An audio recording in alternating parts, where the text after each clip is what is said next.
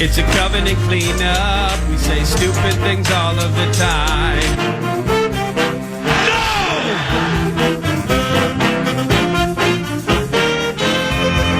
Oh my gosh. What's above average at that? Personal foul. Clipping.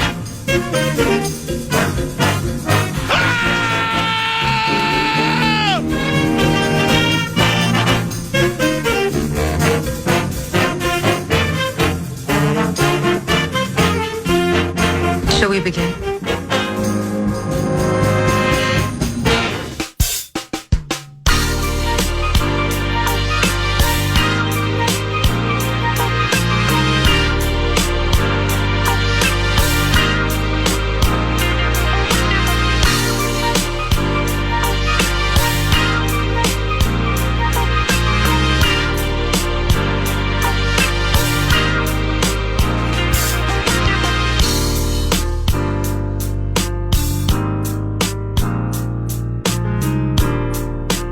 Good morning, 651 Carpets Plus Studios. It's Nordo in for PA.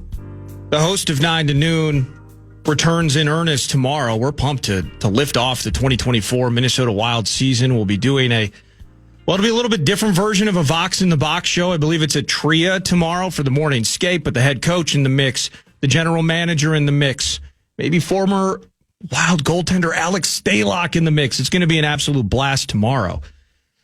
But right now, the host joins me to talk about faves through 5. Good morning, Paul Allen. Welcome to your own show.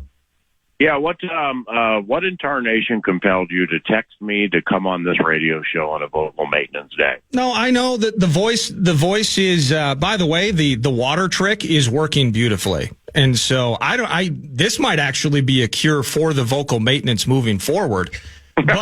But over the last few days, man, we've had multiple people joining and talking about what we experienced in London, what we saw, getting out alive, good times, bad times with the offense in moments in London. And, how much do we put of that? The Jets have a right to be a good defense, and Sam getting hit and hurt early, jumps back into the game, and all of that. I'm like, well, I see Peter Carline writing an article about you. He's following you around in London. I'm like, what did the Vox do in London? How did the Vox see things from the perch? So I'm like, you have. So I got you. Yeah. So I just wanted to make sure that you had a chance to put your stamp on things through 5 games on your own real estate. Yeah, and we will get that opportunity in earnest tomorrow in longer form fashion. But it's tricky to explain from my standpoint right now because the 5-0 is fantastic. I don't have the exact numbers in front of me, but we were unfurling them from Tottenham Hotspur in the first half. I mean, it's like in the first quarter, man. I mean, the team's outscoring other teams like 41-3 or 41-7. I mean, the starts are unbelievable through the first quarter and the first half. And clearly the 28 zip at Blakemore's place, Lambeau, well, that plays into it too. But, they also had to work to score those 4 touchdowns. So now really from parts of the second half of the Green Bay game through some things that I'm critically analyzing on the vocal maintenance days from when Aaron Jones went down, that there have been some things that have transpired that really through the end of the first half at Lambeau, we had not seen consistently during the course of the season. So it's the bye hits at an absolutely perfect time, believe it or not. It's like when after 5 games, you look, okay, you got to buy. Cool. It's a little early in the season. And then you're going to go grinding on 12 the rest of the way. All right. It's probably a little early. I don't think it is, specifically with Aaron Jones leaving the game, needing extra time to get ready, and us knowing the significance of his importance, but having it displayed in certain ways when you look back at certain plays. Like I think it was like maybe 10:53 to go in the fourth quarter. All right, now they had gone a while without Aaron Jones, and they're leading 20-10. There just were some up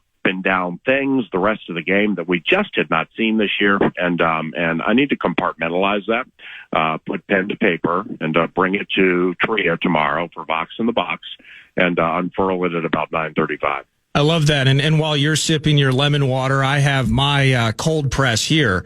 And that was a big part of the conversation, not only in Fan Line, but really through even having Paul Charchi on yesterday, is Aaron Jones goes down. And watching it back, I didn't go all 22 on it, but it was clearly the efficiency of the run game went down in totality. We weren't getting as much in the pass game out of the backfield. This is a team that had at least about a catch and a half more per game we're seeing to backs thus far this season. But pass protection, just trying to put my stamp on all of that. There was something that materially changed, and you heard the update as well, that he's week to week. So he was at the Lynx game last night partying with the gals as they knocked off the Sun and advanced to the WNBA Finals. So it doesn't look like he's wheelchair ridden by any stretch, but it was a bit ominous. Week to week was the terminology used by Kevin O'Connell. So in that regard, the bye could not be at a better time. I totally agree with you. And I think it's really cool that you have the Canadian sharpshooter on next segment, Bridget Carleton, absolutely one of my favorites. And she's fantastic at what she does. So congratulations to them for dispatching of Connecticut and getting to the WNBA Finals.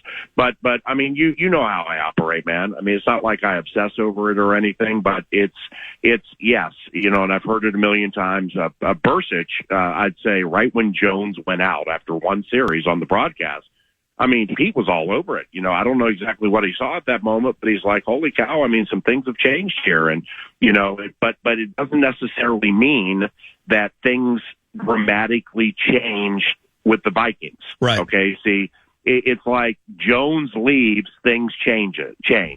Well, it can't stop there.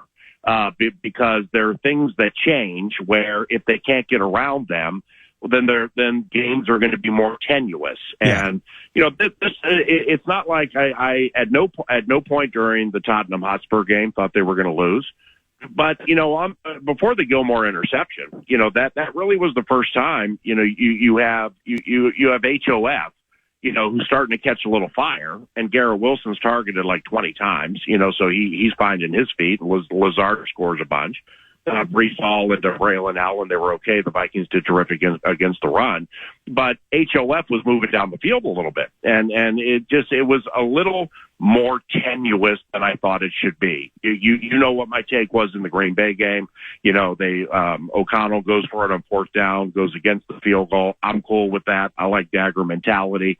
And Green Bay with no timeouts and only the 2-minute warning. I mean, it was a 3%er they were going to win that game. Yeah. So I'll take my chances with that. This was a little different because it was Rodgers on the other side. And but the defense definitely bailed the team out. But with this Jones situation or what happened, it's, in no particular order, some different things that I saw with Darnold. And it really was an approach the Jets took defensively. And Jeff Ulbrich is their defensive coordinator. And he made a fundamental decision when Jones went down, specifically into the second half and for a majority of the second half, that was tough to get around. And I have some examples off of it and some things that I saw with that involved Darnold and, just involved the offense sputtering when this change was made by the Jets. And but that's going to happen. That's going to happen to anybody during the course of any game. Then you work on it and you practice against it and you improve it into the next game so it doesn't happen to this magnitude twice. But bottom line, man, they got out of there with the money. I think that you do have some people who are mentally and physically tired right now through 5, and then the 3 preseason games and training camp and all that. So the bye hit at a wonderful time, and this I think is a fascinating conversation when we get into it tomorrow. Absolutely, I got 2 more for you. I want to jump back to Rodgers here momentarily. Robert Saleh's fired yesterday, and you mentioned Jeff Ulbrich. He's actually now the interim coach. They're so down on Hackett and what he did in Denver, they couldn't even make him with the coaching experience the interim. But Rodgers on Sunday, I'm watching it on my TV. You're watching it from the booth. And in the end, he has that chance to dagger the Vikings. He throws the pick to Gilmore. I thought, though, for about 3/4 of that game, he looked as disinterested and completely out on the entire thing. He looked every bit of 40 years old. He looked every bit annoyed with whatever wasn't working on offense. He looked like he wanted to take his helmet off and just walk right on back down the tunnel and out of Tottenham and find the nearest airport. That's, maybe that playoff game we've talked about with the Niners, and he's just trying to, it's Devontae or bust. Maybe that's the only other time I've really seen him like that in some respects, but that was kind of shocking on Sunday. Well, take it a step farther, because I agree with you. And it's the most discombobulated and disconnected Aaron Rodgers that I can remember. He's played the Vikings like 31 times, and with all the games that I've called or really watched with him outside of Vikings games, I agree with you. But take it a step farther to the sideline. Like every time they would show Robert Saleh, man, it looked like he had just seen a ghost.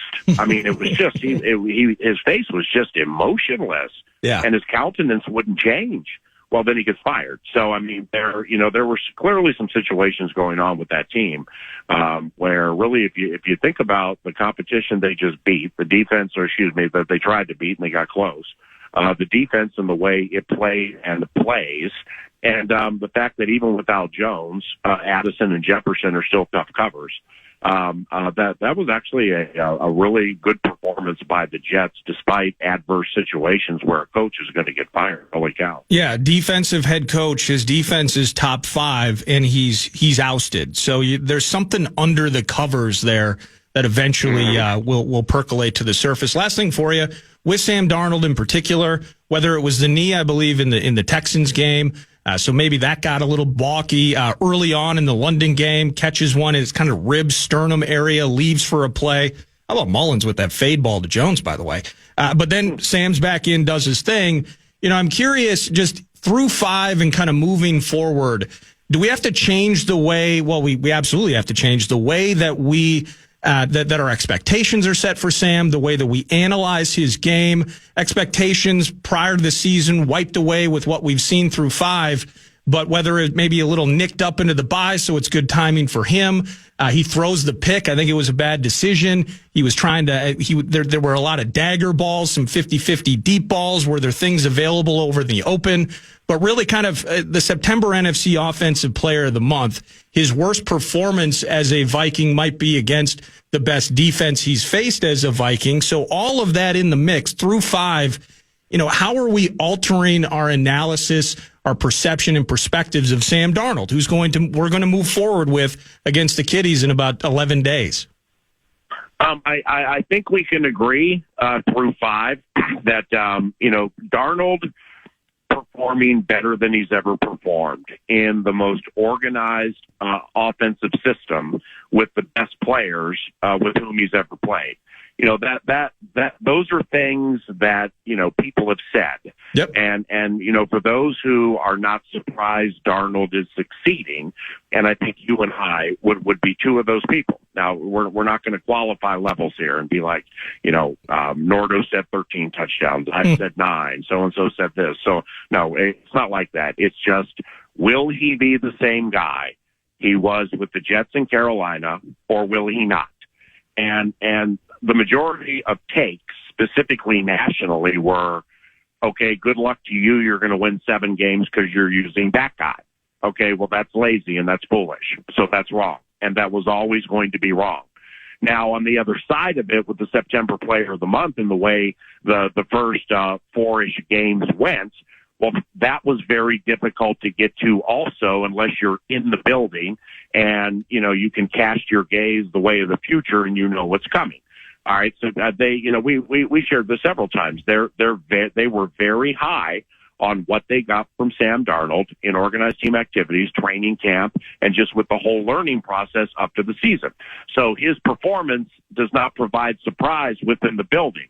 But again, as we'll get into tomorrow at 9:35, and you hit on a major facet of something that I saw that, we've all seen. But if you go back and you look at certain things 2, 3, 4 times, that interception, all right, it has layers to it, from the play call, the situation, where the receivers went, what Darnold had to do just to get rid of the ball. And I'll just leave you with this, man. On that play, the interception by Eccles, he went on an 11-step drop. Okay. I mean, his moonwalk just never stopped. And it's like, okay, are we going to go 5 pop, 7 pop? Oh, wow. He's at 9. Oh, wow. He's at 11. So I just hadn't seen that from him. And then the way the whole thing developed, I just became very uncomfortable with it. And then you watch plays later and you see some similar stuff. But again, the Jets did something and fundamentally changed something that I think bears significant conversation out of the bye moving forward. Because I'll just leave you with this, man. What the Jets did, the Lions have. What the Jets fundamentally did that either confused the quarterback, muddled the situation, frustrated people, or whatever, the Lions are incredibly good at. Yeah. And that's the first opponent out of the bye. I love it, man, and I love you. Thank you for joining me on the fly this morning, and I'll see you bright and early in the morning at Tria, all right? I appreciate you, brother. Box in the Box tomorrow from Tria. Started with KG and Coach Hines. That'll be good. Hell yeah. Thank you, sir. Yeah, see ya. That's Paul Allen on his own show. He's joining his own show during a vocal maintenance day to put things in perspective. Faves through 5 as we kick off the TimberTech set list in 9 to noon. An undefeated Vikings team. We got the Lynx headed to the WNBA Finals. Gophers hockey around the corner, but the Wild lift off tomorrow. Wolves in camp, preseason games in tow. It's a busy, a beautiful fall. And it is 9 to noon. The TimberTech set list includes Dave Sinekin, the head cheese, at 11 o'clock for some border battle-related conversation. We also will dip our toes into the Howl and just see where, through his eyes, the head cheese's eyes, what our favorite basketball team looks like as we are just, I think, less than 2 weeks or so away from opening night against the Lakers. Peter Carline of The Athletic. He's from London. He's in London. He was at the Vikings game. More conversation on the Purple with him at 10. Pat Micheletti will handle the Wild-related conversation. But next, the Minnesota Lynx are facing the New York Liberty in the WNBA Finals. Game 1 just around the corner. Bridget Carleton, a part of the mix last night. Lynx Forward Bridget Carleton joins me next. It's Nordo in for PA. Brett Blakemore produces. He's got a cash opportunity for you. The cash thing, the fan and 2 men in a truck want to give you a shot to put $1,000 in your hand at the National Cash Contest. Head to KFAN.com, enter the keyword dollar. The keyword is dollar, KFAN.com, keyword dollar.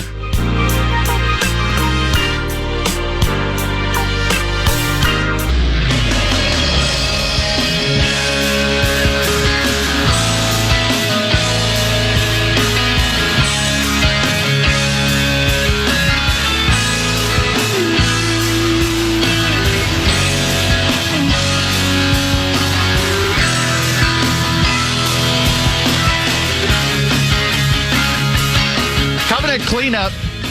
2 men in a truck want to give you a shot that $1,000 in your hand. National Cash Contest, KFAN.com. Keyword credit for the hour. Keyword credit. Perfect. Joining me now after an 88-77 victory last night in front of Lynx faithful, Minnesota Lynx forward Bridget Carleton is with me. Good morning, Bridget, and congratulations on heading to the WNBA Finals. Good morning. Thank you. We're really excited. Yeah, absolutely. The away team and, stats into the game last night, you're able to push this thing back to Target Center, and it's the away team has taken the last 7 winner-take-all games. Connecticut had some experience with this. You had some experience a year ago playing against Connecticut in the playoffs. Into Game 5, this is our turn, right? That had to be the mindset. Yeah, I mean, I didn't know that stat. That's pretty crazy, actually. But we were excited to be playing at home. We earned the 2 seed, so we earned home court advantage for Game 5. Obviously, we would have loved to finish it in Game 4, but didn't happen that way. And it was fun to be able to do it in front of our home crowd because the Target Center was packed and loud, and you could feel the energy. So it was really, really fun. Yeah, it was rocking last night, and specifically early on, I think it was Kayla McBride and part of that first quarter run, a couple of big threes. You go up 11, crowds roaring. That's got to feel like a tidal wave. That's got to be fun. Yeah, it's so fun. You feel the energy of the crowd in those big moments like that. Our fans are so smart. They know when to get loud on defense, on offense. Obviously, they feel the energy that we give too. So it's super fun playing in that environment, and we can't wait to see what the finals environment will look like too. So we're the home of the Minnesota Vikings, and we've been talking about the team, and they've had big leads in a lot of spots this season. And it sounds odd, but sometimes it's tricky to play with big leads. You stake that 19-point halftime advantage. What was Cheryl like in that moment during the break in terms of, put your foot on the gas, keep it there, and close this thing out? Don't give a very talented Sun team the chance to come back. What's that mentality like, despite having that big lead, to know there's 2 quarters left? Yeah, exactly. She came in, I think the first thing she said was that was only 20 minutes. You don't win anything after 20 minutes. And like you said, it was a veteran, experienced Connecticut team, and we knew they were going to, have another punch in them, have another fight in them. So our mindset was it was 0-0 at halftime. We wanted to win, the next 2 quarters as 10 minutes. And we luckily were able to do that for the most part. It got a little bit close, but not too close. So luckily we were able to finish the job. Yeah, and you knew they were going to try and jump you in the third, right? So it's like if we can get out alive in the third quarter and just really stay focused in that regard, you're in a really good spot. Yeah, for sure. And they're a really great defensive team, so we knew they were going to, pressure, be physical, make things hard for us on offense, and they're going to try to score off their defense like that. And so it was just a matter of us, being who we are, taking care of the ball, getting good shots, and then being who we are on the defensive end, which luckily we've prided ourselves in that the entire season. Yeah, and I'm talking with Lynx Forward Bridget Carleton, member of the Minnesota Lynx, who are headed to the WNBA Finals. Quick turnaround. Game 1, I believe, is tomorrow at the Liberty. Excited for that. Now, you mentioned they're a good defense. You guys are pretty good on defense as well. And how infectious is that intensity? Specifically early on, it was a block party at times. You could tell how frustrated they were getting, just no action, no clarity, or no clear pathways to the hoop. The infectiousness of that team defense, it was ferocious last night. Yeah, for sure. I mean, we have so much trust in each other. Our guards have confidence that our post players are going to be there for us if we get beat. We want to pressure the ball. We want to make things hard on the perimeter. But then, if they do get by us, we have Alana Smith and Nafisa Collier on the inside ready to block some shots or just make things difficult at the rim. And there's just a really great trust in what the coaches want us to do and belief in the schemes. And then every time we're able to execute it, we've usually been pretty successful. So really thankful for the group we have around us because there's just so much trust and belief in each other. And maybe we're not the most athletic or exciting defensive team, but we trust each other and we fly around and help where we need to. Yeah, I would disagree. I would say you're very exciting at times. And, last night, and this is such an obvious thing, Bridget, but my point is, hitting triples and hitting them early and, 10 in the game, but 6 in the first half, focal points into these games, kind of specifically against Connecticut. They have some pretty good players over there as well. Kind of the idea of who the battle of the perimeter, who can win these games. It felt like that kind of played out over the course of this series. Yeah, for sure.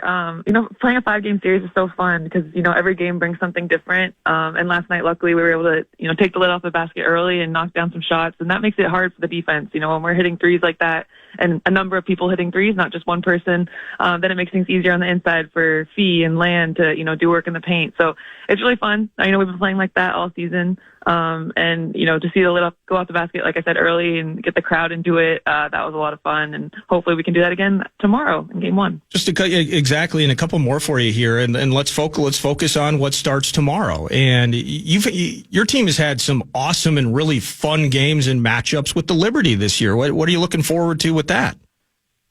Yeah, we played them in the Commissioner Cup final, got the win there. It's going to be fun. Obviously, they're a great team. They have a lot of really, really good players. They were in the finals last year and lost a heartbreaker to Las Vegas. So they're going to be hungry. But I think, we're ready for the challenge. We're excited to go to New York. That crowd's going to be awesome in Barclays Center.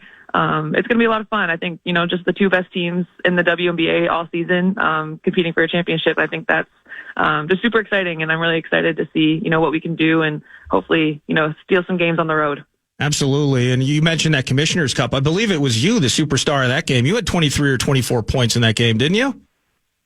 Yeah, I had a few points that game. How has Cheryl been in terms of, you're familiar with Cheryl's time and tenure with the Minnesota Lynx, and there's almost, it's kind of an interesting, it's like a second generation of Lynx basketball in some way, where Cheryl had some success. The team wins titles, 4 of them, and now so many new faces, new stars, new contributors, all of that. What has she offered in terms of wisdom, where maybe not a ton of people on this squad have high-end WNBA Finals, deep playoff run experience, but maybe Cheryl offers some calm and some wisdom to that conversation? Oh, 100%. I mean, obviously she has tremendous experience in the WNBA and obviously in the playoffs and in the finals, like you said. It's kind of, like you said, a changing of the wave. Once Sylvia Fowles retired, that was kind of the end of that dynasty and all of them taking the next steps in their lives. And obviously Nafisa Collier leading the way for this next group of players with the Lynx.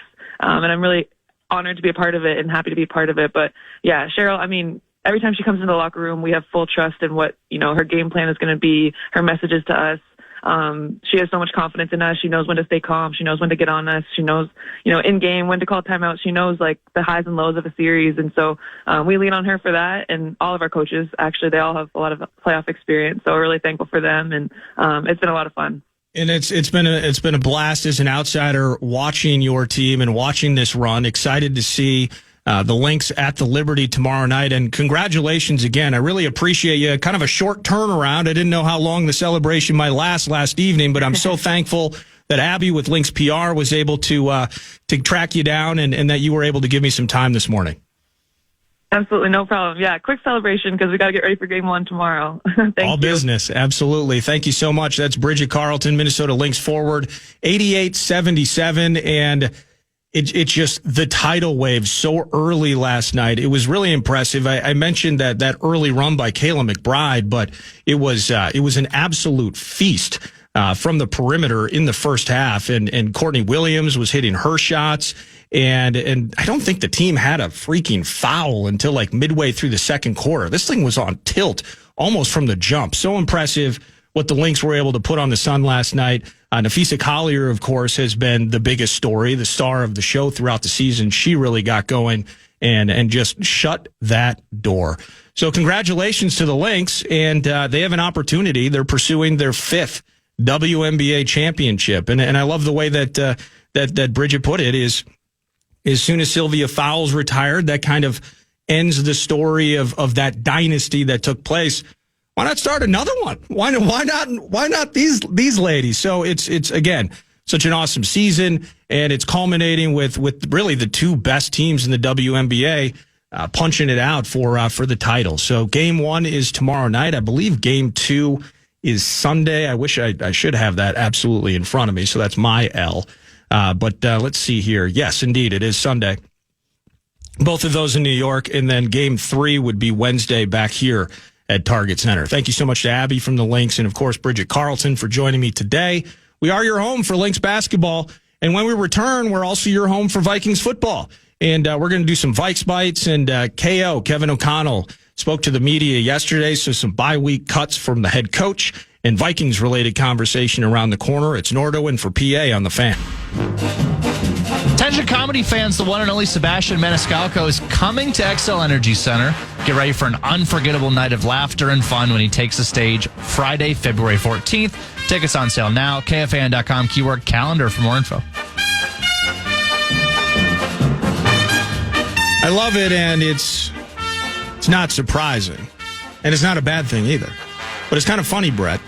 Yes? I've done this before, too. You forget to do the keyword. And I'll get to the other side of it, but I've forgotten to offer up the cash in your hand keyword. And what's the keyword this hour? I believe it's credit. Is that accurate? It is. I think so. Credit. Okay. Yes.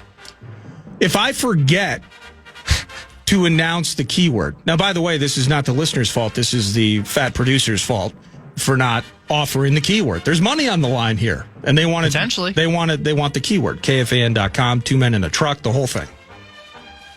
Probably one person might text in, but if you say the wrong keyword, it's an onslaught. Yeah. And it's weeping and gnashing of teeth. Man, you would have thought I had said the Queen died or something. So it's better to not give anyone an opportunity than to hold that carrot out there and then yank it away. So I hope you've learned something. The keyword is credit. I mean, KFAN.com. As far as I know, yes. Okay. So.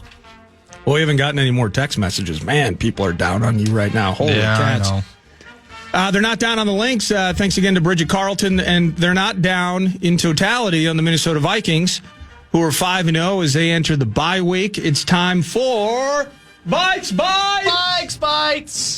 And it's always presented by Thousand Hills Lifetime Grazed Grass-Fed Beef. I love Matt and everybody at Thousand Hills, Clearwater, Minnesota company. So we're supporting local. They support local, by the way. Their food is on the training table for Gopher athletes. They support Gopher athletics. And you can shop online, Thousand Hills, lifetimegraze.com. And then box of meat shows up at your doorstep. How easy is that? It's like Amazon for meat, but they handle it themselves.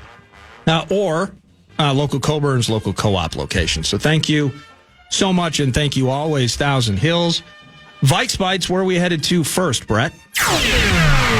Vikes Bites! Well, I think this is the most important thing that's gone on in the last couple days, or at least today. Aaron Jones considered officially week to week with his hip injury he sustained against the Jets at Tottenham Hotspur Stadium.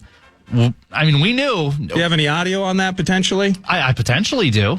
Perhaps this. It looks like we've avoided a long-term injury, but I would classify him as really week to week. At this point, he'll get treatment throughout this week, and I'll give you guys an update where he's at next week as we kind of hopefully work him back into getting involved in practice and leading into whether we'll have him versus the Lions.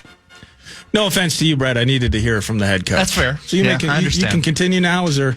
Well, I was just going to say that was part of the bit, right? As we knew. I'm not ridiculous Packer fan. No, I don't want Aaron Jones to get hurt. We love Aaron Jones. You're tainting the segment. Already? Your Packer fandom is tainting Vikes Bites. No, I'm just saying this was part of when you read Packers the terms Bites. And conditions. It's nothing to do with the Packers. This isn't Packers Bites brought to you by Kroll's West, brought to you by Shopco. Come on. Brought to you by Piggly Wiggly. Yes. Unbelievable. Am I wrong? Was that not a talker when the sign first happened? Although, in fairness, Quick Trip is a Wisconsin company, correct? I think it is. And we love Quick Trip. We do. Is Culver's a Wisconsin? It definitely is a Wisconsin thing. Yeah, they're pretty good. Yeah. Okay. Wisconsin is Butterburger. I actually love Wisconsin, save for one particular organization. Oh my God. Yeah, I know. And that's the irritation factor with all this, Brett, is the only knock that you can have on Aaron Jones is the fact that in one way or another, I wouldn't say every season, but really it's a checkered past during his tenure in green and gold. Yeah. It's never, I don't remember a serious injury of any sort in his career, but there are nicks, right? Yep. There are soft tissue related things. There are the hamstring, maybe a calf, and maybe an ankle sprain along the way that has inhibited him to be available and to be at full speed for your favorite team. And now the hip issue with not you. I understand. I'm talking to the listeners right now because they're Vikings fans because they love the 5-0 team that whooped your team at Lambeau a couple weeks ago. 3 points. 28-0. Okay? Yeah, that's right. Yeah. Jalen Naylor intentionally muffed that punt because he felt bad.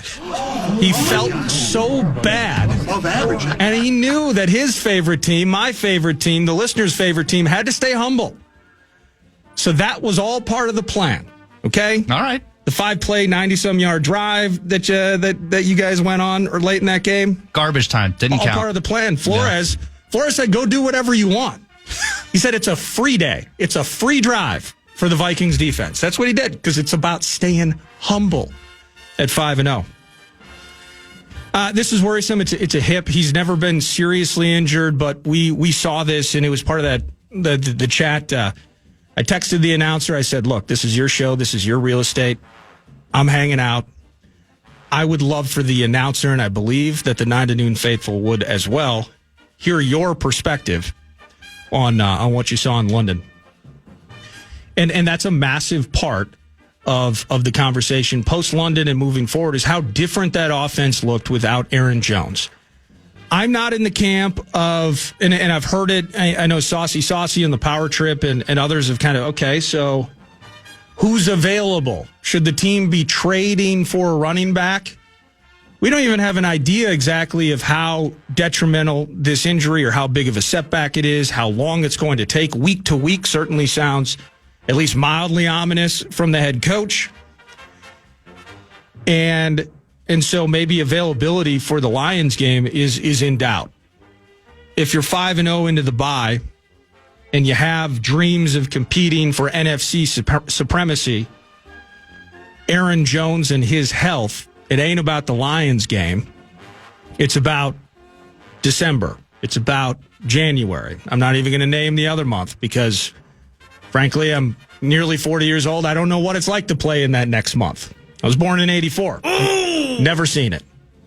Maybe this is the year. Who knows? But let's not get ahead of ourselves. The key is it's a long game with Aaron Jones, so we want him to be 100%. And if that means he can't go in the Lions game, then we'll have to deal with that. But we're not going to deal with it, I don't believe, by making a trade over the course of the bye or even leading up to the trade deadline unless something materially, substantially changes to the negative. The offense was different, and there were adjustments made by Ulbrich and that Jets defense and Robert Saleh when he still had a job. He's making $20,000 a day. It's not bad. And that's usually how that works. These coaches' contracts, there's not guaranteed money like like a player. They actually just get whatever it says on the dotted line. So make about $20,000 a day over the next 2 years to sit on the couch. Offset maybe by another job if he is so apt or inclined to take one next year. It's worrisome. And the severity of it, a hip, what goes into that in terms of how hurt he is and how long-term it is, it truly matters. But I think we need to take a breath. We need to, in the words of Aaron, we need to just relax and just chill on this and know that it's a long game with him. He was at the Lynx game, looked like he was in tremendous spirits. He's now wheelchair-ridden. It's not an IR conversation. But that was a little jaw-dropping. Now, I feel like the coaching staff of our squad, if he's not going to be available for the kiddies on Sunday, they have an opportunity to potentially adjust, potentially figure out, okay, what went wrong with Ty Chandler other than dropping that toss? What went wrong with the run game after Aaron Jones went out? Kevin O'Connell and company have a chance to dig into that and answer that question. So I'm trusting in them. We're not going out on the trade market. Bigsby or whoever, Dameon Pierce. Yeah, Paul Charchian is the only one that is in love with Dameon Pierce right now. So the answer, I don't even remember really what the question is, other than the fact that was the news. Week to week. That's the big news out of London, and we just want him to get better. It's a long game with Aaron Jones, and he's going to be okay. Vikes Bites. I've got a couple lists for you that I think are kind of... This one's more of your standard list. I have one really wacky list if we get to it. But this is a list of the strength of schedule rankings based on power rankings from ESPN. You follow along there. Strength of schedule rankings based on the power rankings from ESPN. All right, so we have our power rankings list. Correct. Vikings, Chiefs, those are some of the teams that might be near the top. Correct. All the way down to, I don't know, the Panthers. We'll say the Panthers. Sure, Patriots, whoever. Oh, Patriots. More on them. My goodness. News to Nord. Yeah, Drake May. But so then based on that, we have the strength of schedule. Correct. Okay. So we're going to go through the NFC North. So they made it 32 is the most difficult schedule going forward. At dead last, 32, Chicago Bears. Ooh! That stinks. 30th, the Lions. 28th, the Packers.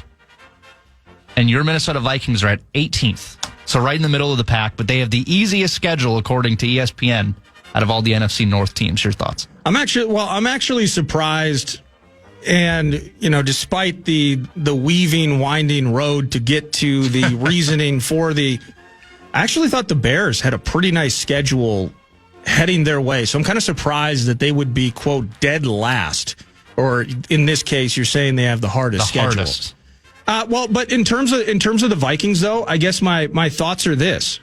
This is part of the kind of the I I don't know if it's euphoria, whatever it is. There's some shock and astonishment. The Vikings were not favored in any of those games into the season that they've won, save for, well, I don't think they were favored in any until just before, basically weekend leading into the Giants game that flipped and the Vikings were 1-point favorites. And then by the time they got to week 5, they're 4-0. I think the Vikings were 2.5-point favorites with the Jets in London. But other than that, preseason rankings, they weren't favored to win any of those games. I believe even the Giants game.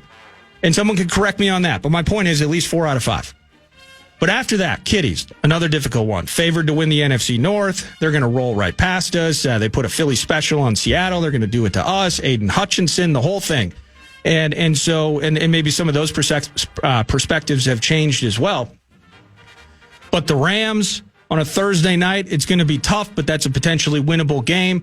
Always thought the Colts were going to be winnable at home. Always thought the Jaguars were winnable on the road, followed by the Titans. The Bears with the rookie. He's kind of getting his legs under him, Caleb Williams, but winnable game. And then you have the Cardinals and the Falcons and the Bears at home, that 3-game home stretch. The conversation around the team, the 6.5 win total, if you're betting in Vegas, or if at least you live in a state that actually allows you to make personal decisions like wager on sports.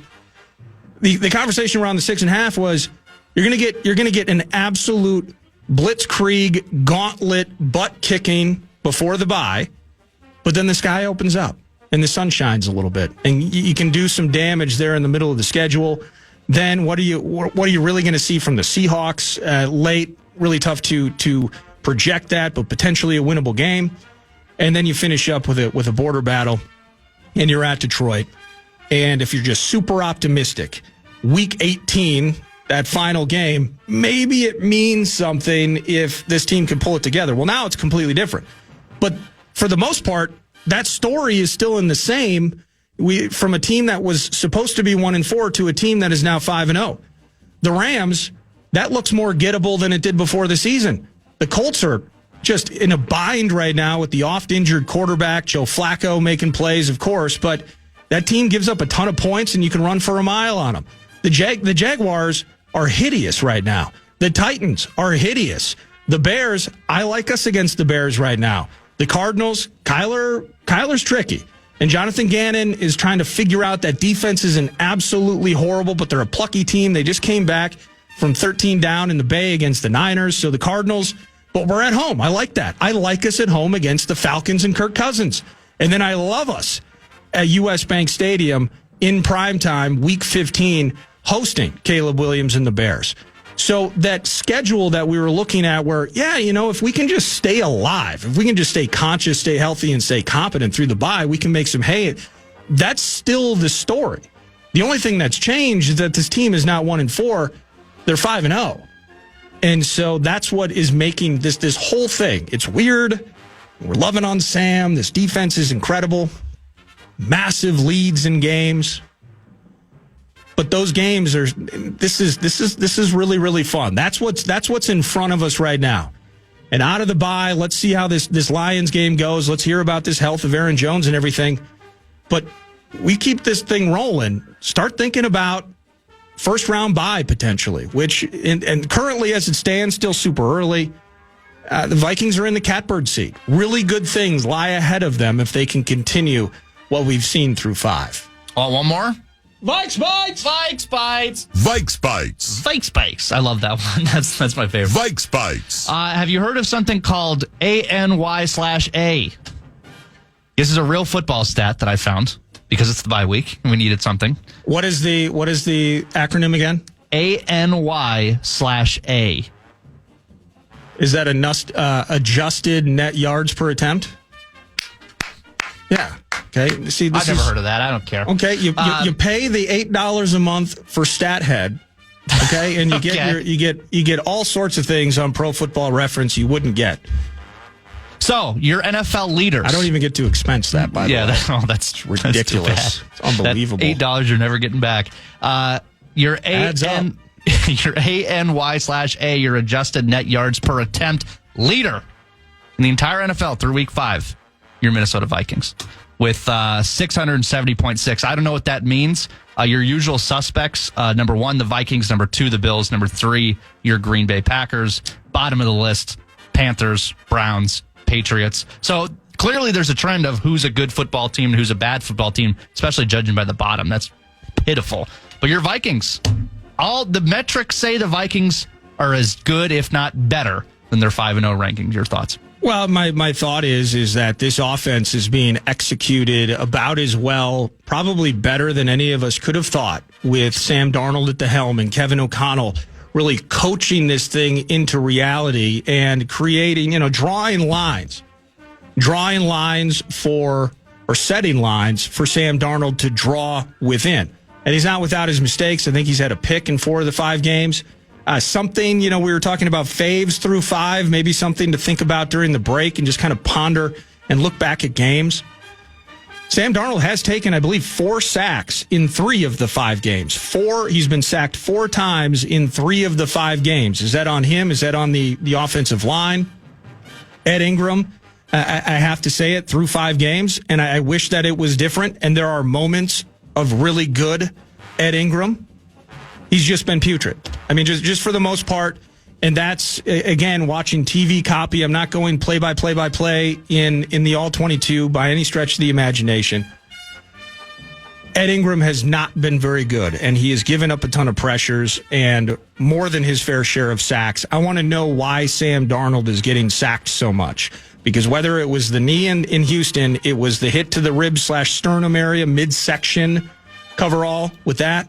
Against the Jets, Sam does not strike me as a guy that can take 60 sacks and still perform the way that we need him to perform. Plus, this is an air-it-out offense. The Bills are going for chunks. They're going for size.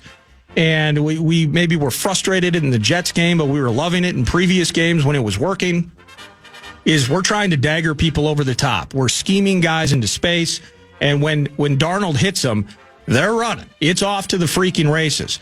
So, yes, I think that stat, and there are probably a bunch of others not in front of me at this particular point in time, speak to why this is, I think, the 6th best scoring offense in the NFL.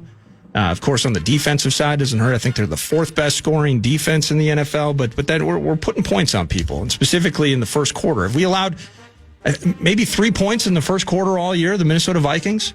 And that's a royal we thing. I don't know how you Packer fans do it. We're a we operation here. Feels like I did it, like I'm part of the team.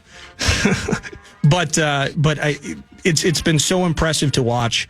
Now, how does it continue? Keeping Sam upright, figuring out this Aaron Jones thing, and I'm trusting in Kevin O'Connell to do that.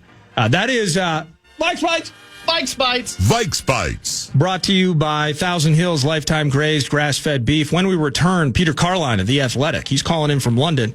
We're going to chat about his experience with our favorite team in town. And second hour, we'll kick off right around the corner. It's 9 to noon on The Fan.